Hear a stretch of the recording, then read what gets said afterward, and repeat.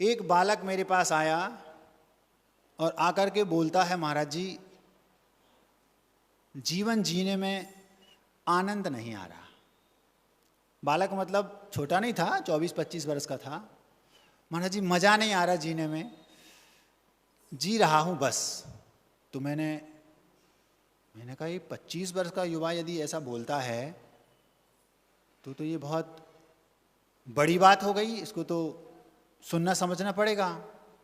शास्त्र स्वाध्याय कर रहा था, शास्त्र बंद किया, कायसर किया। हाँ भैया, कोई शारीरिक समस्या है, कोई रोग है? नहीं महाराज जी, कोई रोग नहीं है, पूर्णतः स्वस्थ हूं। धन की कमी है, निर्धनता है घर में, ये कारण हो? नहीं महाराज जी, पैसे की कोई कमी नहीं है, संपन्नता भरपूर है। पढ़े लिखे नहीं हो सकता है ये कारण? नहीं महाराज जी, पढ़ाई कर रहा हूं, कॉम्पिटिटिव कोई एग्जाम है उसका तैयारी कर रहा था, लेकिन रस नहीं आ रहा, आनंद नहीं आ रहा, लगन नहीं है उसके प्रति। हो सकता है पिताजी ना हो? महाराज जी पिताजी हैं, माँ है, दादाजी हैं, दादी हैं, पूरा भरा पूरा परिवार है, सब कुछ है, फिर क्या समस्या है? महाराज जी जीवन में आनंद नहीं आ रहा, मतलब जीवन जी रहा हूं बस। कोई तो कारण बताओ भैया। उसने कुछ नहीं कहा, महाराज जी मुझे आप ही बताइए कि मैं क्या करूं। मंदिर जाते हो? जाता हूं, लेकिन महाराज जी जाता हूं बस। कुछ भी काम करता हूं तो उसमें जिसको अपन बोलते दिल से करना, ये नहीं हो पा रहा है। ठीक है, हमने सोचा रोगी अलग टाइप का है, धीरे धीरे पता तो करना पड़ेगा कि आखिर रोग क्या है। अब हमारे पास कोई MRI मशीन तो है नहीं कि भैया डाल दो पता चल जाएगा इसको क्या क्या है, निकल आएगा। तो ऐसे ही पूछ कर, जैसे डॉक्टर के पास जाते हैं तो वो पूछते हैं कितनी बार गए, लघु शंका कितनी बार गए, जंगल पत्नी हुई कि मोटी हुई कि क्या हुआ, ये सब पूछ के पता लगा लेते। जीभ दिखाओ, आंख दिखाओ, कान दिखाओ, मुंह दिखाओ, दांत दिखाओ, तो पता चल जाता है। तो ऐसे क्वेश्चन करते करते करते करते मुझे पकड़ में आया कि वो जो बेटा था, और ये समस्या उसकी नहीं, प्रायः हम सभी की है। वो क्या था, उसके जीवन में उसने कोई लक्ष्य नहीं बनाया था। टारगेट क्या है महाराज जी? बस चल रहा है, कोई तो लक्ष्य होगा, कोई लक्ष्य नहीं महाराज जी। करना क्या है महाराज जी? जो हो जाए। जब तक हम अपने जीवन में लक्ष्य नहीं बनाएंगे तब तक हमें जीवन जीने का आनंद नहीं आएगा। हम उस लक्ष्य को पाने के प्रति स्वयं अपने अंदर से एक ऊर्जा उत्पन्न नहीं होगी।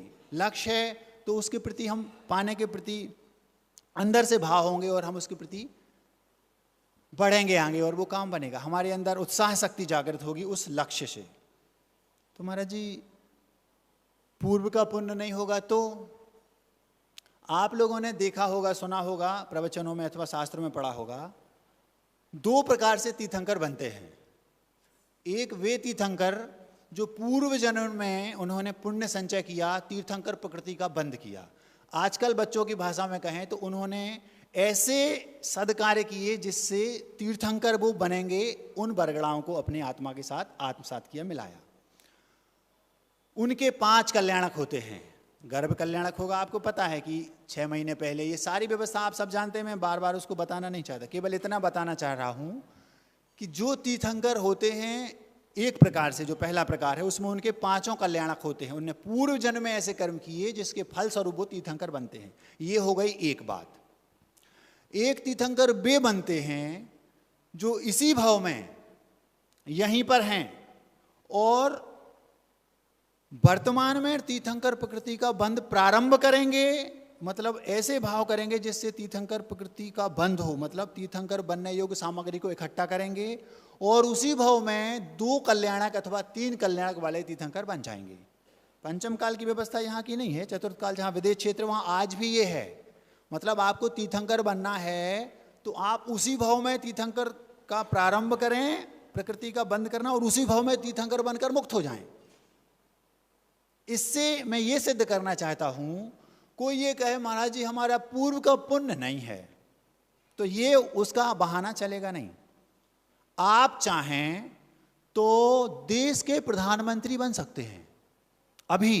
महाराज जी कैसे? उसके लिए तो राजयोग चाहिए, राजयोग चाहिए। हमारे पास तो ऐसा पुण्य नहीं है कि हम राजयोग करें। तीर्थंकर के पास भी ऐसा पुण्य नहीं था। कौन से तीर्थंकर के पास? जो दूसरी टाइप के थे। उन्होंने उसी भाव में उस पुण्य को संचय किया और उसी भाव में तीर्थंकर बन गए। तो आप यदि चाहें कि मुझे अपना लक्ष्य बना लें, हमने लक्ष्य निर्धारित किया, मुझे देश का प्रधानमंत्री बनना है। यदि आप लक्ष्य के प्रति पागल हैं, लक्ष्य के प्रति आप समर्पित हैं, आपको 24 घंटा आपका अपना केवल लक्ष्य दिखाई देता है, मैं दावे के साथ कह सकता हूं, और वो जज्बा है, वो लगन है, वो आपके अंदर उसको लक्ष्य को पाने के प्रति उत्सुकता है, मैं दावे के साथ कह रहा हूं आप देश के प्रधानमंत्री बन सकते हैं। जब एक चाय वाला बन सकते हैं तो आप तो चाय वाले से बहुत आगे हैं। आपके यहाँ कई चाय वाले आए होंगे, बनाने आते होंगे। वो तो चाय बना के दूसरों को बेचता था, हैं? हाँ, आप देश के प्रधानमंत्री, महाराज जी मैं बन सकता हूं। हाँ, आप भी बन सकते हैं, कोई भी बन सकता है। तो कैसे महाराज जी? आप अपना लक्ष्य बना लो, मुझे इस देश का प्रधानमंत्री बनना है। फिर क्या करो? शेष सारी चीजों को छोड़ दो और अपने दिमाग में केवल ये चीज फिट कर लो, मुझे तो केवल अपने लक्ष्य को पाना है। महाराज जी हमारे पास राजयोग नहीं है, पूर्व का पुण्य नहीं है, ये कहो तो क्या होगा? वर्तमान में हम वैसा पुण्य संचय कर सकते हैं जैसे उन तीर्थंकर ने किया। उनके पास पूर्व का पुण्य नहीं था, लेकिन उन्होंने वर्तमान में तीर्थंकर प्रकृति का बंध किया और उसी भाव में तीर्थंकर बन के भगवान बन गए। आप तो केवल प्रधानमंत्री बनने की बात कर रहे हैं। 3 प्रकार के लक्ष्य बनते हैं। मैं भूमिका बना रहा हूं, धीरे धीरे आ रहा हूं जहां ले जाना चाहता हूं। 3 प्रकार के लक्ष्य दुनिया में व्यक्ति बनाता है। यदि उसके पास लक्ष्य नहीं है तो वो कभी भी सफलता को पा नहीं सकता। वो कौन से 3 हैं? वो 3, एक होता है लौकिक लक्ष्य। सामान्य से हम जो जीवन में एक लक्ष्य बनाते हैं कि मुझे 50 वर्ष की उम्र तक इस लक्ष्य को पाना है, ये लौकिक लक्ष्य हो गया। एक लक्ष्य वो होता है जो पारलौकिक लक्ष्य होता है। जब मैं 60 वर्ष का हो जाऊंगा उसके बाद मैं सब कुछ अपने बच्चों को सौंप दूंगा और मुझे फिर अपनी आत्मा का कल्याण करना है। ये हो गया एक पारलौकिक लक्ष्य। उसमें मुझे क्या करना है वो व्यक्ति अपना पूरा माइंड सेट कर लेता है। मैं 60 वर्ष का हो जाऊंगा, उसके बाद 2 प्रतिमा के व्रत लूंगा, 3 के लूंगा, 4 के लूंगा, धीरे धीरे धीरे योग्यता समर्थ हुई तो महाव्रत धारण करूंगा और मुक्त हो जाऊंगा। ऐसा जो चतुर्थ काल के थे। महाराज जी ये तो आज के जमाने की बातें हैं, सामान्य लोगों की। महापुरुष ऐसा नहीं करते थे। एक भी महापुरुष ऐसा नहीं है जिसने ऐसा ना किया हो। राम, उन्होंने अंत में महाव्रतों को धारण किया और उसी भाव में मुक्त हो गए। हनुमान, उन्होंने पूरा जीवन जिया, जीवन का लौकिक लक्ष्य बनाया और पारलौकिक लक्ष्य बनाया, उसको पाया और मुक्त हो गए, भगवान बन गए। वरांग राजा थे, ऐसे राजा नहीं थे सामान्य, महान शक्तिशाली राजा थे। उन्होंने अपना लक्ष्य बनाया, उस लक्ष्य को पागलों की तरह पाने का प्रयास किया, पाया और अंत में पारलौकिक लक्ष्य को पाने का प्रयास किया, पुरुषार्थ किया। या तो डायरेक्ट अथवा इनडायरेक्ट। डायरेक्ट मतलब उसी भाव में मोक्ष होगा, इनडायरेक्ट मतलब सर्वार्थ सिद्धि आदि में गए, आके एक भाव में मुक्त हो जाएंगे। इसके अलावा ऐसे 50 सैकड़ों प्रथमान युग के ग्रंथों में चरित्र पुराण जो हैं उनमें आप देख लो, जो भी उसका नायक होगा उसने लास्ट में यही किया और आखिर अपने लक्ष्य को पा लिया। ये 2 लक्ष्य मैंने आपके सामने रखे। एक होता है छोटा लक्ष्य, जो व्यक्ति उस बड़े लक्ष्य को पाने के लिए छोटे छोटे लक्ष्य बनाता है। जैसे माना कि आपने एक लक्ष्य बनाया, किसी बच्चे ने, मुझे सुप्रीम कोर्ट का जज बनना है, उसने लक्ष्य बना लिया। अब उस बालक का जो लक्ष्य था उसको पाना उसका मुख्य उद्देश्य है। मुझे इस लक्ष्य को पाना है और कुछ भी हो जाए मैं पाकर रहूंगा। हम लोग जब घर में थे दीवालों पर एक ऐड लिखा रहता था, वो मुझे बहुत पसंद था शुरू से, बचपन से। यद्यपि वो अच्छी चीज का नहीं था, सिगरेट का ऐड था।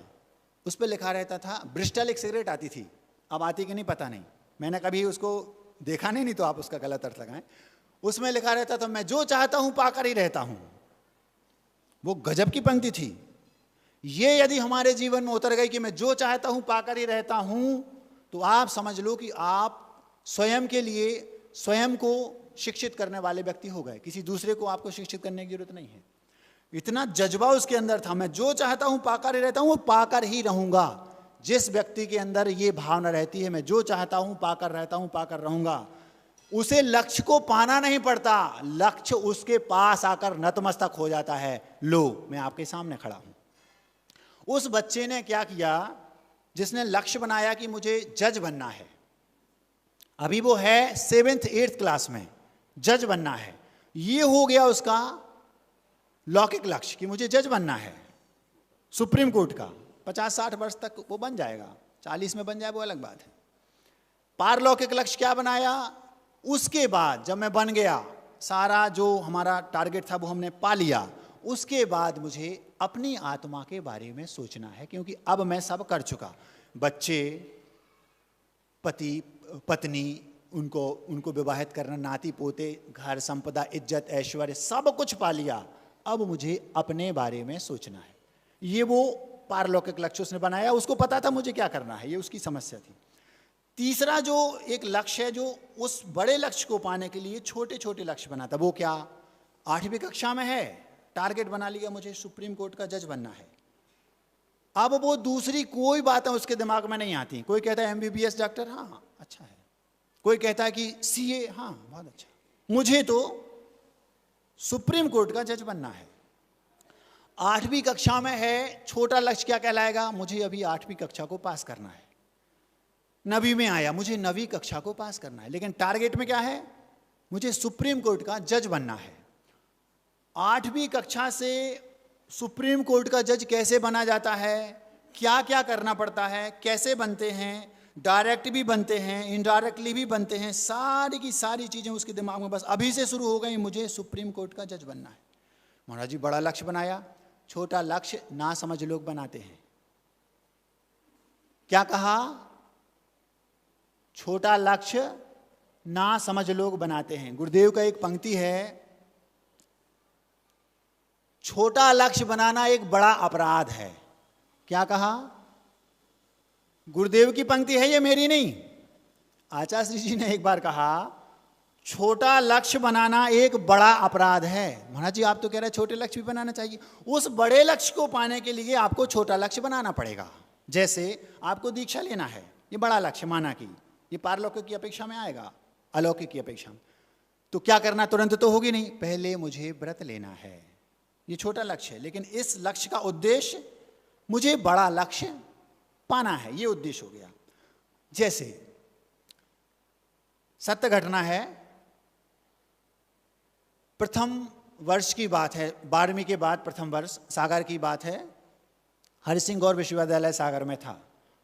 कैसे उस बच्चे के अंदर छोटे छोटे लक्ष्य को पाने के प्रति ललक थी, कैसे उसने उसको टारगेट बनाया और उसको पाने के लिए कुछ भी करना पड़े मैं करूंगा और उसको पाऊंगा। बहुत छोटा सा उदाहरण, यद्यपि उदाहरण आप नेगेटिव भी कह सकते हैं, लेकिन नेगेटिव देना मैं जानबूझ के रख रहा हूं, क्यों बताऊंगा। उस बेटे ने फर्स्ट ईयर की फीस भरनी थी, लाइन लगी थी। उस समय आज जो सिस्टम है फीस भरने का, वो उस समय सिस्टम नहीं था। उस समय तो एक 50-60 साल के दादाजी रहते थे, ठप्पा लगाएंगे, धीरे से साइन करेंगे और बड़े आराम से भर दिया, दूसरा ने दिया, घंटों लगते थे। आजकल तो खटखट वाले लोग हैं, 1 सेकंड में खटखट किया और अपना लो भैया हो गई। तो वो लड़का लाइन में लगा था, 300-400 बच्चों की लाइन लगी थी। वो बच्चा लाइन में लगा, 2-2.5 घंटे हो गए।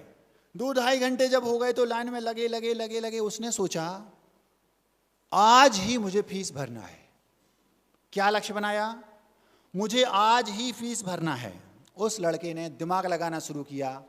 जैसे ही हम अपना लक्ष्य बनाते हैं, हमारे उस लक्ष्य के प्रति मुझे क्या करना है, ये बुद्धि में 50 चीजें एक साथ आने लगती हैं। जो उस लक्ष्य को पाने के प्रति ठीक हो उसको हम चुनते जाते हैं, जो गलत हो उसको छोड़ देते हैं। अगर मैं इसको अपनाऊंगा तो शायद मैं लक्ष्य को नहीं पा पाऊंगा, छोड़ दूँ। इसको पा सकता हूँ, इसको पा सकता हूँ, इसको पा सकता हूँ। जैसे कवि जब कविता लिखता है तो हजारों शब्द उसके दिमाग में तैरते हैं, हर शब्द चिल्ला चिल्ला के बोलता है मुझे ले लो, मुझे ले लो, मुझे ले लो। वो कहता है नहीं, ये मुझे चाहिए, बस बाकी तुम चाहो।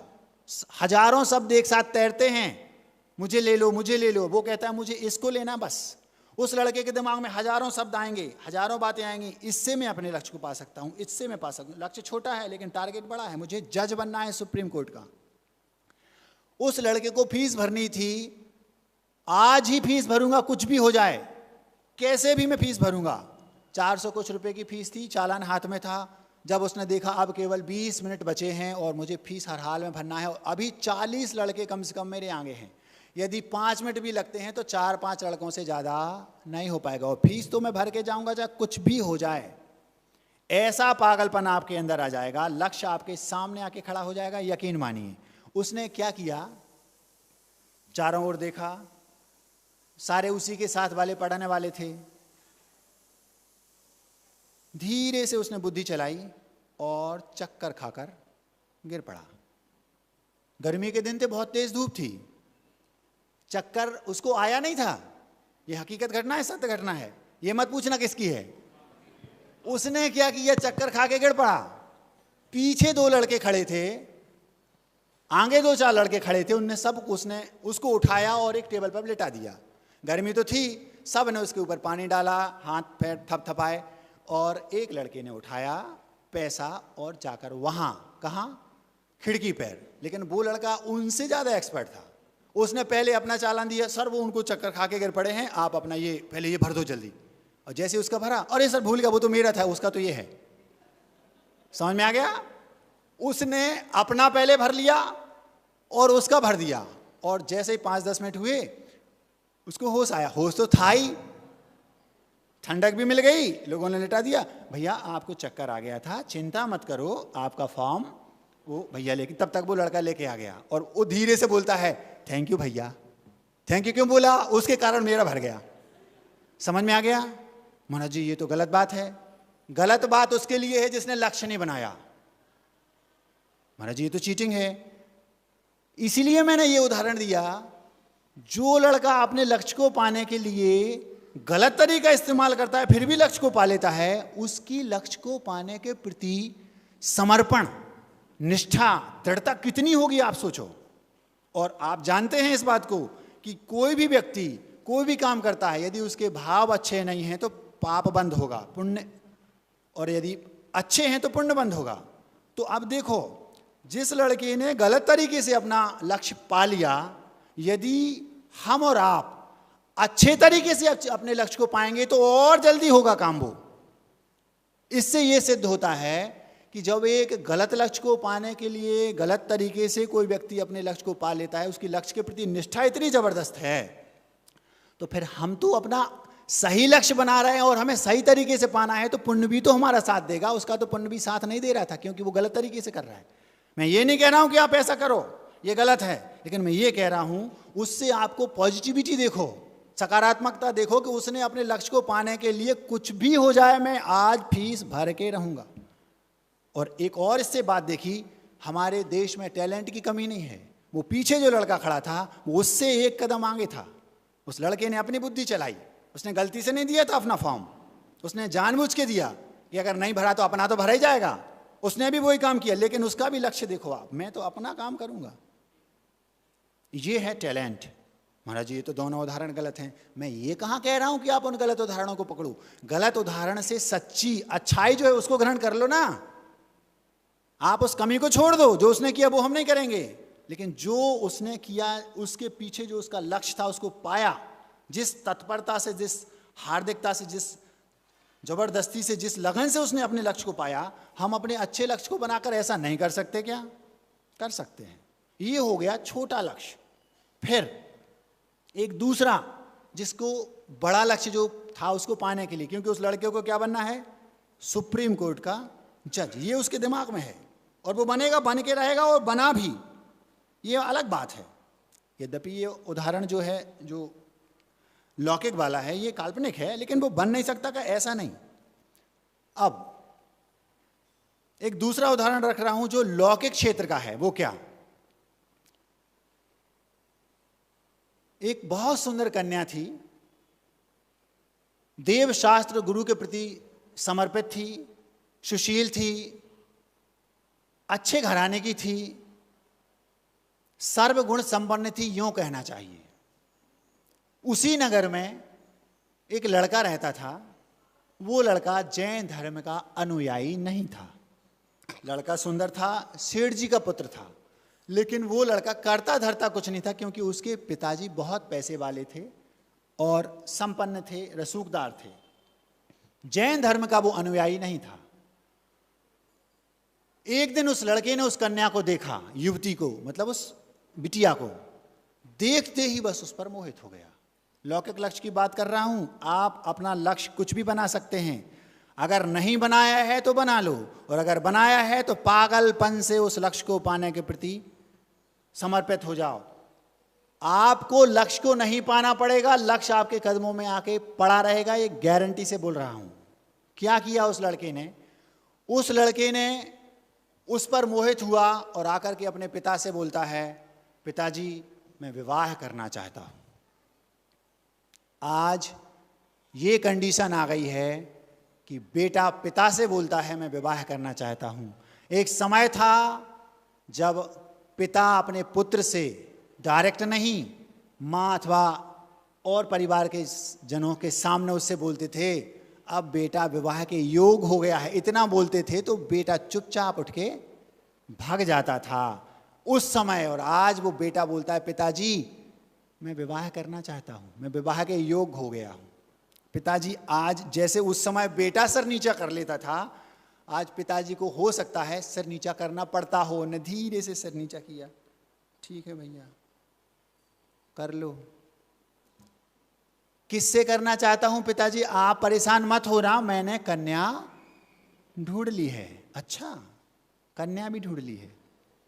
एक समय था जब बिटिया गलती से भी अपने पिता की आंख से आंख मिलाकर ये सुन नहीं सकती थी कि बेटा तुम विवाह के योग्य हो गई हो। आज लड़का नहीं, बिटिया भी बोल देती है, पिताजी मैं विवाह करना चाहती हूं, और लड़का ढूंढ लिया है। और एक कदम आगे वो ये भी बोल देती है कि वो लड़का जैन नहीं है, ऐसा भी बोल देते हैं। मैं उस विषय को आपको आगे नहीं बढ़ा रहा हूं, घबराना नहीं, क्योंकि वो 2-3 दिन पहले बहुत बार हो चुका। उस लड़के ने जैसे ही पिताजी से कहा, पिताजी मैं विवाह करना चाहता हूं और बिटिया मैंने देख ली है, तो पिताजी बोलते हैं, बताओ भैया कौन है, मैं क्या करूं? आपको मैं जैसा बताता जाऊं वैसा करना है। कौन बोल रहा है? बेटा बोल रहा पिताजी से। जो काम पिताजी बेटे से बोलते थे, समय बदल गया है महाराज, पुराने जमाने की बातें मत करो। ठीक है भैया, क्या करना है? वो फलाने फलाने सेठ की बिटिया है, आपको उनके घर जाना है और उनसे मेरे रिश्ते की बात करनी है। लौकिक लक्ष्य की बात कर रहा हूं, ध्यान रखना।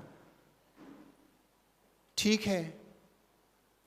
पिताजी सोचते होंगे मन में कि क्या जमाना आ गया है, हो सकता है मॉडर्न हो तो ना भी सोचते हो, लेकिन आपको एक बार ये बात सोचनी तो पड़ेगी कि ऐसा हो क्यों रहा है। मैंने इस बारे में सोचा कि ऐसा हो क्यों रहा है, अंतर क्या आ गया?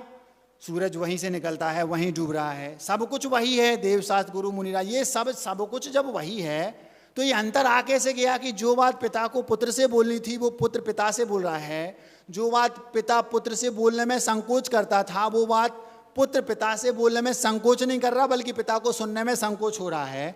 इतना अंतर क्यों आ गया? तो सोचा क्या कारण है, पता चला कारण ये है, एक जमाना था जब परिवार संयुक्त रहता था। संयुक्त परिवार में पुत्र हो गया तो पिता दिल से तो पुत्र को चाहते थे, लेकिन अपने पिता के सामने अपने पुत्र को गोदी में लेने में उनको लज्जा आती थी। ये मैंने अपनी आंखों से देखा है। उन्हें अपने पुत्र के प्रति स्नेह तो भरपूर रहता था, लेकिन वो अपने परिवार के सामने अपने बेटे को अल बेटा खिलाने में लज्जा आती थी। आप सब सोच लो, देख लो, याद कर लो। आज क्या हुआ? आज ये फर्क इसलिए आ गया, उसका परिणाम ये निकलता था कि वो माँ के पास रहता था बेटा, और रात्रि में जब पिता कक्ष में जाते थे तो उसको देख लेते थे, सोते वक्त खिला लेते थे, स्नेह पूरा था, लेकिन उसको डर लगा रहता था कि पिताजी बात नहीं करते थे उससे, थोड़ी बहुत करेंगे बस, कुछ भी हुआ माँ धमकी दे, मैं पापा से बोल दूंगी। जीवन भर उसको भय बना रहता था पिता से। आज क्या है? आज संयुक्त परिवार नहीं है। खिलाने वाले कौन है? उस समय बुआ होती थी, दादी होती थी, दादा होते थे, चाची होती थी, चाचा होते थे, सब होते थे। तो क्या होता था? पिता को बेटे को खिलाने की जरूरत ही नहीं पड़ती थी। आज परिवार एकल है। मेरी बेटी का विवाह मैं वहां करूंगी जहां वो स्वतंत्र रहे। तो क्या होगा, पत्नी 20 बार बोलती थोड़ा इसको तो संभालो, अब उसको गोदी में लेना पड़ेगा, खिलाएगा। तो अब बेटे का पिता के प्रति जो भय था, डर था, जो आंखों की हया थी, वो दूर हो गई। क्यों? पिताजी दिन भर उसको खिलाते रहते हैं। एक एक नस पिता की पुत्र को पता है। जैसे उन्हें कुछ नहीं करो, मैं ऐसे करूंगा, वो मना करेगा, मैं मम्मी से बोल दूंगा, मम्मी ने मुझे पहले बता दिया है। होता क्या था उस समय, डर रहता था। बच्चों को माँ बोलती थी ए गड़बड़ की मैं पापा से बोल दूंगा, बोल हाँ मम्मी, हाँ जी जी ठीक है। आज वो पिता से बोलता है गड़बड़ करोगे तो मैं मम्मी से बोल दूंगा। ये होता है। एक रत्ती शर्म, हया, डर, भय कुछ नहीं बचा। क्यों? क्योंकि कोई खिलाने वाला नहीं, पिता ही खिलाएगा। दिन भर पिताजी बाहर जाएंगे तो लेके जाएंगे, हर बात में मित्र उसके पिता हैं। अब वो स्वाभाविक है कि उसके अंदर कोई डर नहीं बचेगा। यही हुआ। पिताजी आप उस कन्या के परिवार के पास, पिता के पास जाइए और उससे कहिए कि मुझे उससे विवाह करना है। हाँ भैया, पिता का पुत्र एक ही था, एक ही पुत्र है तो ज़्यादा समस्या होती है। जाकर के पिताजी पहुँचे उन सेठ जी के पास जिनकी वो कन्या थी। आपकी कन्या से हम अपने पुत्र का विवाह करना चाहते। अच्छा, ये तो बहुत बड़ी बात है, बहुत खुशी की बात है। क्योंकि वो जो उस पुत्र के पिता थे वो रसूखदार थे, पैसे वाले थे, संपन्न थे, सेठ जी थे। कन्या से जब उस कन्या के पिता ने कहा बेटा ऐसा ऐसा रिश्ता आया है, उसने कहा पिताजी मुझे पता है। कैसे पता है बेटा? मुझे ऐसे पता है कि वो बेटा कई बार से मैं उसकी नज़र में देख रही हूँ, वो मुझ पर आसक्त है, मुझसे विवाह करना चाहता है। लेकिन मैंने पता लगा लिया है वो जो पुत्र है वो जैन धर्म का अनुयायी नहीं है, देवशास्त्र गुरु का अनुयायी नहीं है। और मेरी सौगंध है मैं विवाह करूंगी तो केवल उससे जो जिन मत का अनुयायी हो। लक्ष्य को पाने के लिए लोग क्या क्या करते हैं ये उदाहरण दे रहा हूं।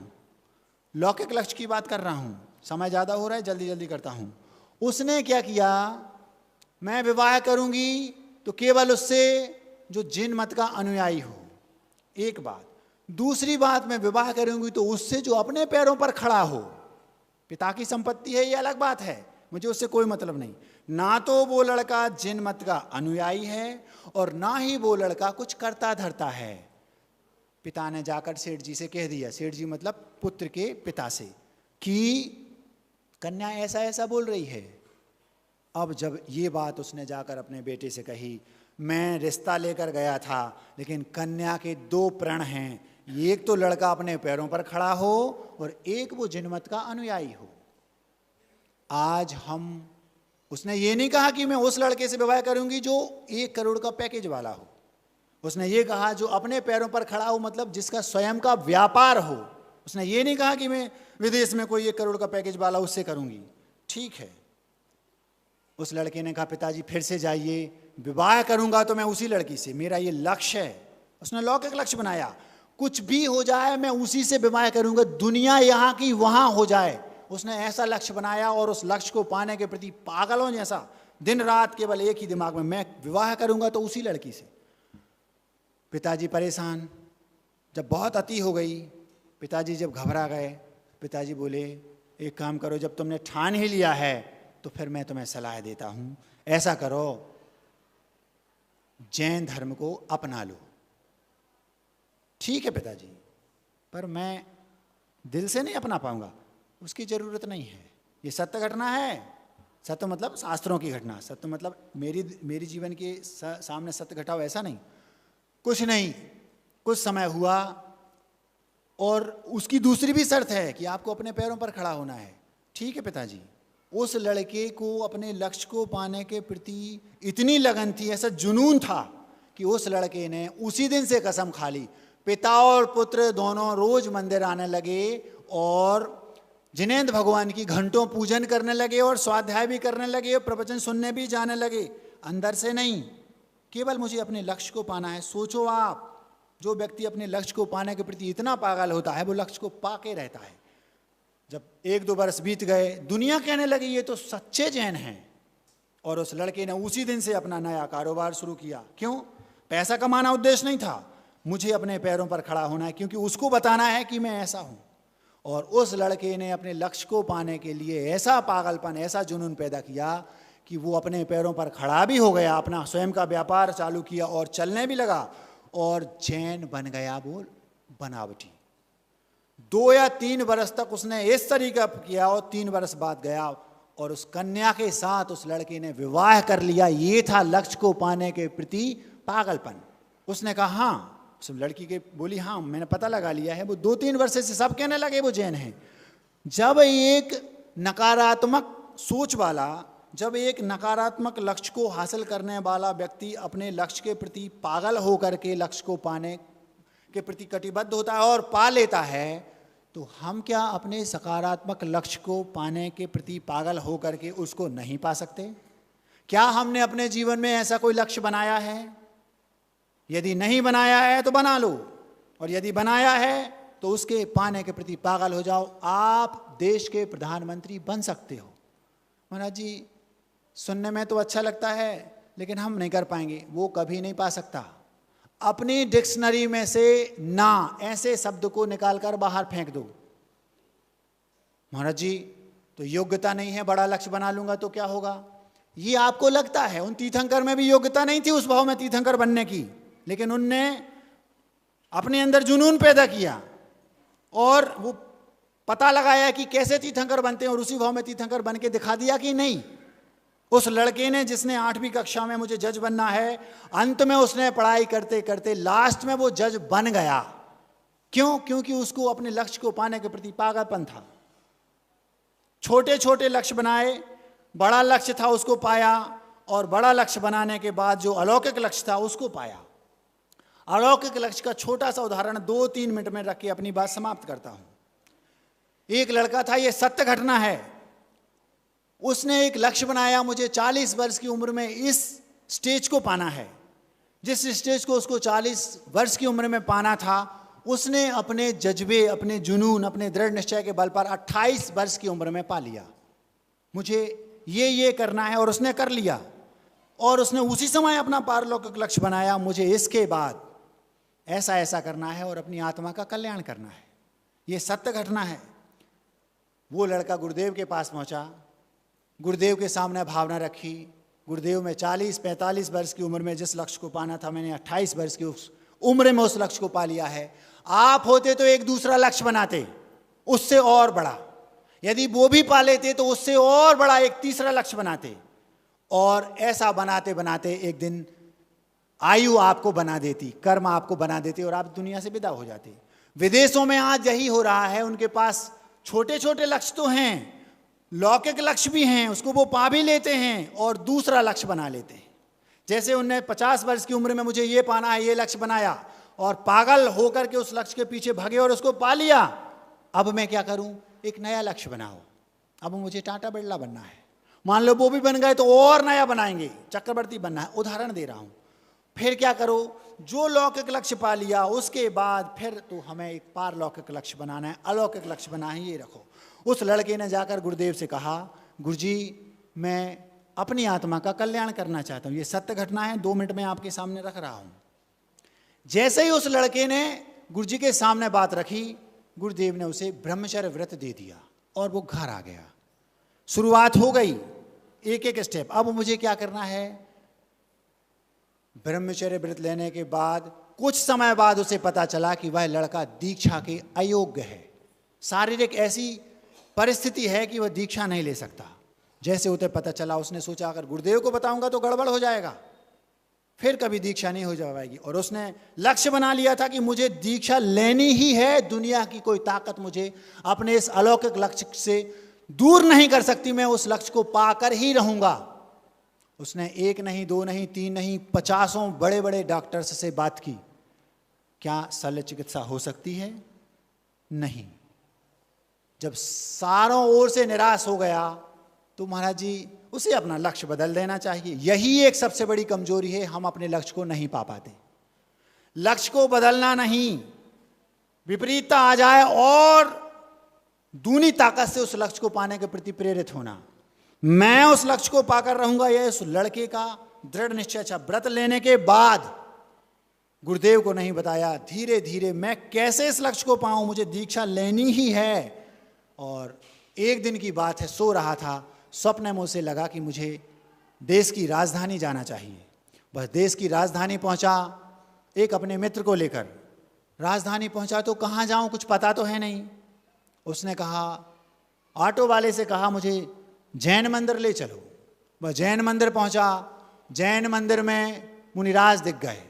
कोई बात नहीं, ब्रह्मचारी था, उसने महाराज को आहार दिया, भोजन किए। और उसके बाद झाड़ू लगाने वाले से पूछा, भैया यहाँ आसपास कोई अस्पताल है? बाजू में एक जैन डॉक्टर थे। डॉक्टर से पूछा, डॉक्टर साहब ऐसी ऐसी समस्या है, क्या कोई आप मुझे सलाह दे सकते हैं? हाँ, पास में एक चैरिटेबल जो हॉस्पिटल होते हैं वो है, आप वहाँ चले जाइए, मैं उनका नंबर देता हूँ। उस लड़के को वो नंबर डॉक्टर साहब ने दिया और वो लड़का वहाँ पहुँचा। वो इत्तेफाक से वो डॉक्टर साहब ऑपरेशन थिएटर में ऑपरेशन कर रहे थे। वो डॉक्टर से उनकी इतनी मित्रता थी कि वो उसमें से 2 मिनट के लिए बाहर आए, उसकी बात सुनी और कहा, अगर 15 मिनट के अंदर अंदर आप वहाँ जा सकते हैं जिनके पास मैं भेज रहा हूँ तो चले जाओ।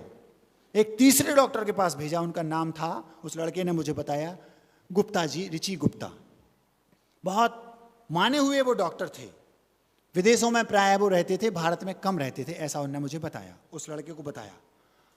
वो लड़का 15 मिनट में उनके पास पहुंचा, बात की तो उन्होंने कहा, हाँ आज तक ये काम किया नहीं, लेकिन हो तो सकता है, लेकिन जान भी जा सकती है। क्या कहा? जो आप चाहते हो वो मैंने किया नहीं आज तक, हो तो सकता है लेकिन जान भी जा सकती है। उस लड़के ने उस डॉक्टर से क्या कहा, डॉक्टर साहब जुनून देखिए आप उसको, लक्ष्य को पाने का, अलौकिक लक्ष्य। उसने कहा, डॉक्टर साहब यदि आपने ये शल्य चिकित्सा कर दी और काम हो गया तो मेरी दीक्षा हो जाएगी, तो मेरा जीवन जीना सार्थक है। और यदि आपने नहीं किया तो जान तो गई सी है। बिना दीक्षा के जान और बिना जान एक ही बात है। शायद आप लोग बात को समझ नहीं पाए।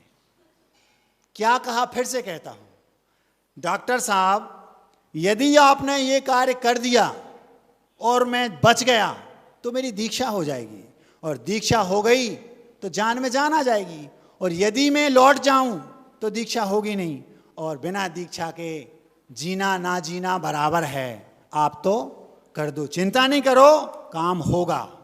क्योंकि उसका लक्ष्य के प्रति पागलपन था। इतनी बड़ी बात डॉक्टर बोल रहा है कि जान जा सकती है, उसका लक्ष्य के प्रति ऐसा पागलपन था, मैं अपने लक्ष्य को पाकर ही रहूंगा, दुनिया की कोई ताकत मुझे रोक नहीं सकती। जब लक्ष्य अच्छा है तो सारी कायनात आपके लक्ष्य को आपको तक पहुंचा दे, इसका प्रयास करती है। हुआ यही, उस डॉक्टर ने कहा, सुबह ही करूंगा, मुझे दूसरे दिन विदेश जाना है। जैसी आपकी इच्छा, घर के लोगों को बुलाओ। बोलना नहीं डॉक्टर साहब, अगर बता दोगे तो गड़बड़ हो जाएगी। तो भैया जान चली गई, जान चली जाए तो छोड़ देना, कोई ना कोई आग लगा देगा, क्योंकि मैं तो चला जाऊंगा। जो मैं हूं उसको जलाने की जरूरत नहीं, मैं तो भाग जाऊंगा ऊपर। और जो है ये मैं हूं ही नहीं, लगा दो आग, मुझे क्या लेने देना, आप तो रोड पे फेंक देना, कोई ना कोई लगा देगा, चिंता नहीं करना। ये उस बेटे के, उस ब्रह्मचारी के शब्द थे। और जैसे उसने बोला, दूसरे दिन डॉक्टर साहब आए, उस लड़के को जिसको ऑपरेट करना था उसका हौसला देखकर उनने, क्योंकि वो उसको बेहोश नहीं किया गया था, केवल एक एनेस्थीसिया पीछे लगा दिया ताकि वो अनकॉन्शियस जैसा हो जाए। जब वो शुरुआत थी, उस डॉक्टर ने उस ऑपरेशन थिएटर में उस लड़के के, उस ब्रह्मचारी के पैर छुए और काम किया, और 2, 2.5, 3 घंटे के बाद बोलता है, आप स्वस्थ हैं और आपका काम हो गया। आज वो लड़का मुनिराज है। इसे बोलते हैं अपने लक्ष्य के प्रति पागलपन। महाराज हम नहीं बन सकते प्रधानमंत्री, ऐसे लोगों को सुनना नहीं चाहिए। नकारात्मक लोगों की मित्रता नहीं करना, नकारात्मक सोच वालों को अपने पास मत रखना।